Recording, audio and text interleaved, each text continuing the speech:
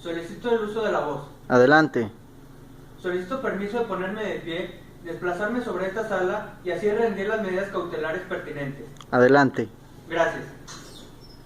Señor juez, una vez realizada la imputación en contra del señor Sebastián Serrat Santana, en los términos previstos de los artículos 153, 154, 155, 156, 157, 158, 307, párrafo segundo y 312, párrafo primero del Código Nacional de Procedimientos Penales, esta Fiscalía solicita el permiso de sobredebatir para las medidas cautelares que se le impondrán al hoy imputado. La Fiscalía solicita se imponga al señor Serrat Santana la medida cautelar de prisión preventiva del artículo 154 del Código Nacional de Procedimientos Penales en el tiempo que esta autoridad considere pertinente para someter al sujeto al procedimiento. En efecto, el artículo 18 constitucional menciona que por delito que merezca pena privativa de libertad habrá prisión preventiva. Es el caso que el delito de homicidio culposo se encuentra previsto en los artículos 302 y 60 del Código Penal Federal, siendo este último numeral referido que menciona que a los delitos culposos se impondrá hasta una cuarta parte de las penas y medidas de seguridad asignadas por la ley del tipo penal doloso.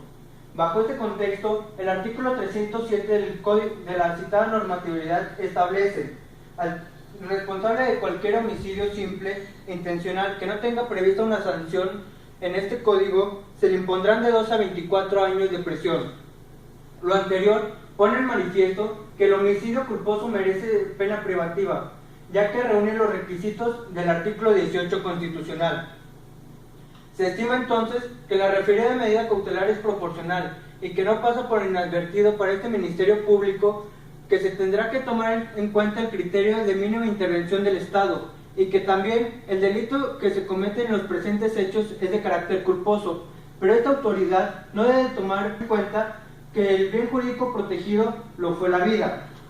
Asimismo, debe ponderarse que el imputado Sebastián Serrat Santana se encontraba trabajando de manera temporal en la ciudad de Tampico, Tamaulipas, siendo su residencia habitual la ciudad de Boca del Río, Veracruz, y que se tiene el miedo de que el señor Serrat Santana se sustraiga de la acción de la justicia y no se sujeta a proceso. Ello lo afirma la Fiscalía, ya que la distancia entre Tampico y Veracruz es relativamente cerca y se estima que es accesible para el imputado el que abandone el lugar del proceso. No debe perderse de vista que la medida cautelar tiene como objeto principal el asegurar la presencia del imputado al procedimiento y evitar la obstaculización de la misma, lo que se verá afectado si el imputado se regresa a su ciudad habitual. Ahora bien, en caso de que esta autoridad no considere que no es procedente tal medida cautelar, esta Fiscalía solicita, en los términos de la fracción segunda y quinta del artículo 155 y 157 del Código Nacional de Procedimientos Penales, que el imputado exhiba una caución económica que garantice la reparación del daño a los ofendidos, en virtud de que no debe dejarse a un lado que los objetivos principales del procedimiento es la reparación del daño. Aunado a lo anterior, también solicitamos la prohibición de que salga de la localidad sin previa autorización y la presentación periódica ante esta autoridad. Es cuanto, señores jueces.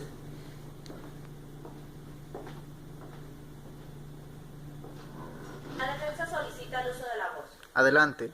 Solicito permiso al tribunal para ponerme de pie y desplazarme por la sala para rendir mi oposición de medidas cautelares. Adelante. Gracias. Señor juez, contrario a lo solicitado por parte del agente del Ministerio Público, esta defensa estima que la medida cautelar que solicitó la Fiscalía no es proporcional. En efecto, la medida cautelar que se pide es la más grave de todas y pasa por alto que el artículo 156 del Código Nacional de Procedimientos Penales claramente establece que el juez de control, al imponer una o varias de las medidas cautelares establecidas en este código, deberá de tomar en consideración los argumentos ofrecidos por las partes, pero sobre todo el criterio de mínima intervención, tomando en consideración las circunstancias particulares particulares de cada persona. Es un hecho que lo citado en este numeral se vulnera, porque evidentemente no se está aplicando el criterio de mínima intervención.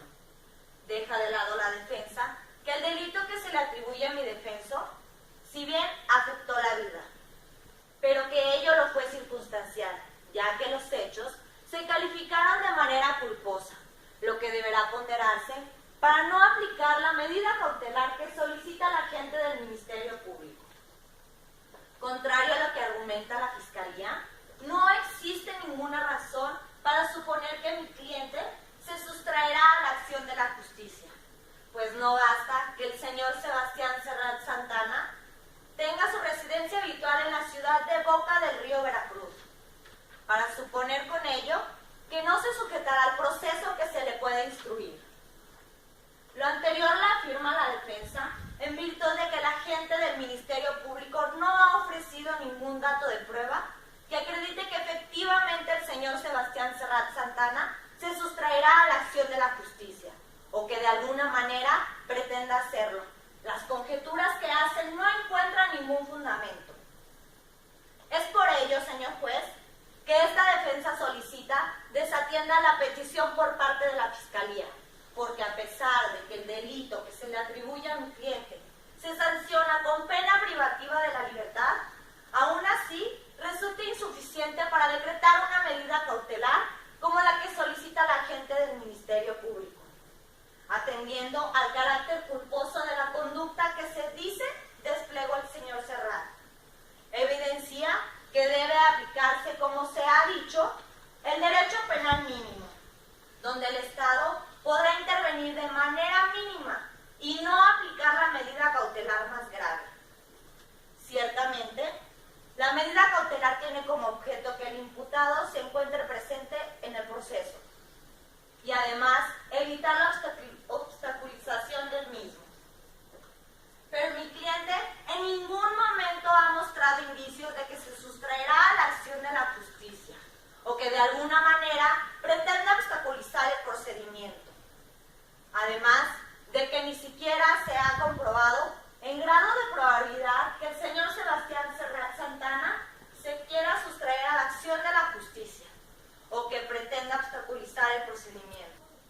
Además, como se ha mencionado, el agente del Ministerio Público no ha ofrecido ningún medio de prueba que acredite que efectivamente lo vaya a hacer. Por tanto, la defensa solicita que en caso de que esta autoridad considere necesaria imponer una medida cautelar al imputado, lo sea únicamente la presentación periódica ante esta autoridad, con fundamento en la fracción primera del artículo 155 del Código Nacional de Procedimientos Penales. Porque a pesar de que la defensa propone como segunda opción la presentación de una garantía económica, además de que mi cliente no salga de la localidad, aún así resulta excesiva y no proporcional tal que el señor Sebastián Serrat ni siquiera se le ha demostrado en grado de probabilidad que haya participado en la comisión del hecho que la ley señala como delito, pues no se ha decretado el auto de vinculación a proceso. Tampoco resulta suficiente ni necesario que no salga de la localidad, pues esta petición no tiene ningún sustento, además de que no hay justificación para aplicar una medida cautelar de tal naturaleza. Porque en virtud de que, como se insiste, el delito que se le atribuye es de carácter culposo y no hay ningún indicio de que se quiera sustraer a la acción de la justicia. Es cuanto, su señoría. El uso de la voz. Adelante. Gracias. Solicito permiso al tribunal para ponerme de pie, desplazarme por la sala y rendir mi solicitud de vinculación a proceso. Adelante. Gracias.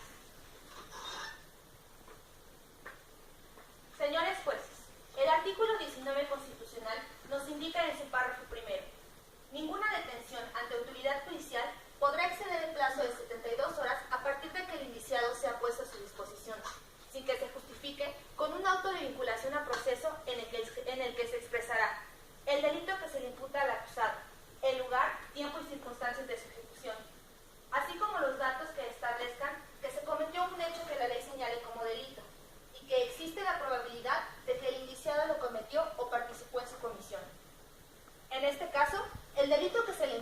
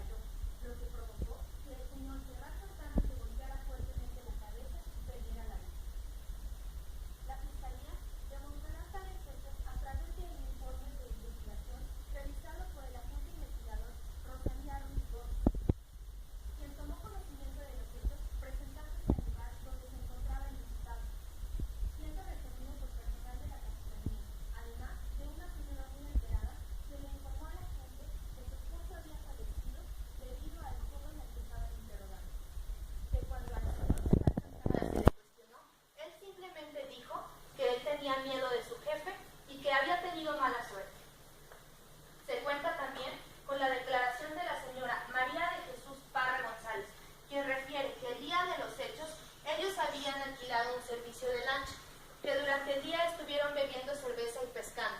Por la tarde, después de haber comido, le preguntó a su marido si podían acercarse a la costa para apreciar la ciudad antes de regresar al puerto. Por lo mismo, el marido le hizo la solicitud al capitán, quien se acercó a la costa. Momentos después de haber escuchado un fuerte golpe, la señora se percató que su marido y el amigo de este se encontraban en el agua debido a la fuerte velocidad y al impulso que provocó el golpe. El capitán les señaló que no había nada que hacer, que tenían que irse y que no los veían porque quedarse ahí era peligroso. Acto seguido, el capitán procedió a inflar una lancha y subió con la intención de huir. Momentos después, llegó un barco de la capitanía auxiliando a la declarante y al amigo de su declarante, llevándolos de regreso al puerto, sin que su marido hubiera aparecido hasta que ellos llegaran ya el cuerpo del ahora occiso.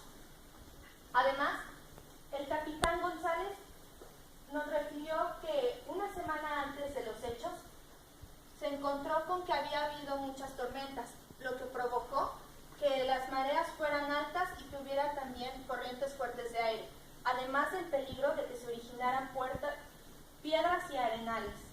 También refirió que en el barco en el que se encontraba el ahora occiso necesitaba bastante calado para poder manejar con seguridad. Por último, la Fiscalía cuenta con la declaración del propio Serrat Santana, que refirió que aunque él es un profesional y que en el plote y en la carta náutica no aparecía nada que pareciera peligroso en la zona, él aún siendo consciente de que era peligroso, navegó hasta la costa y encalló. Es por esto que se colmaron los extremos de los artículos 19 y 316 del Código Nacional de Procedimientos Penales para vincular a proceso al señor Sebastián Serrat Santana. Es cuanto, su señoría. Solicita el uso de la voz. Adelante. Solicito permiso para ponerme de pie y desplazarme por la sala para rendir la oposición a vinculación a proceso. Adelante. Gracias. Su señoría, esta defensa se opone a que se vincule a proceso al señor Sebastián Serrat, puesto que, contrario a lo que sostiene la Fiscalía, no existen datos de prueba que acrediten que el señor Serrat Santana incumplió con algún deber de cuidado. En efecto, si bien es cierto, está demostrado que el día 12 de julio del presente año, el señor Sebastián Serrat Santana conducía un bote de pesca con matrículas MXH 433 en la bahía de Tampico, con dirección al puerto del mismo nombre. En dicha embarcación se encontraban la señora María de Jesús Parra, el señor Rafael Casas y un amigo de este, y además del capitán Serrat Santana. Deja de observar el agente del Ministerio Público que fueron los propios tripulantes quienes le solicitaron al capitán que se acercara a la costa. Ello con el único fin de darle gusto a la esposa del hoy occiso. No debe pasar inadvertido que, de acuerdo a la declaración que emitió el señor Serrat Santana, él les manifestó que les advirtió que era una maniobra peligrosa y que fue debido a las constantes amenazas del señor Carrasco con decirle a su jefe, y como éste depende de este trabajo para vivir, fue que se acercó a la costa. La defensa solicita que tome en consideración que el señor Sebastián refirió que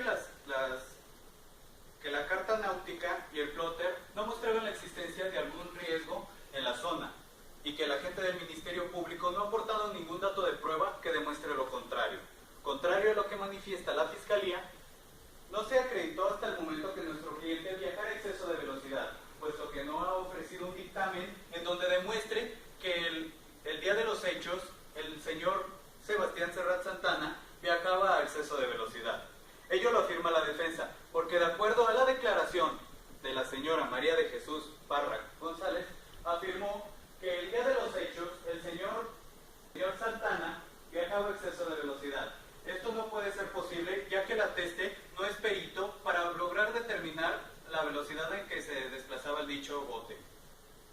Además, el agente del Ministerio Público no ha justificado por qué no ha comparecido a declarar al acompañante del hoyo occiso y de la señora María de Jesús Parra. Este mismo puede dar una versión distinta a la que propone la Fiscalía. En dicho al capitán del puerto, Manuel González Álvarez, debe indicarse que este no presenció directamente los es apto para acreditar el incumplimiento del deber de cuidado que se le atribuye injustamente al señor Sebastián Serrat Santana.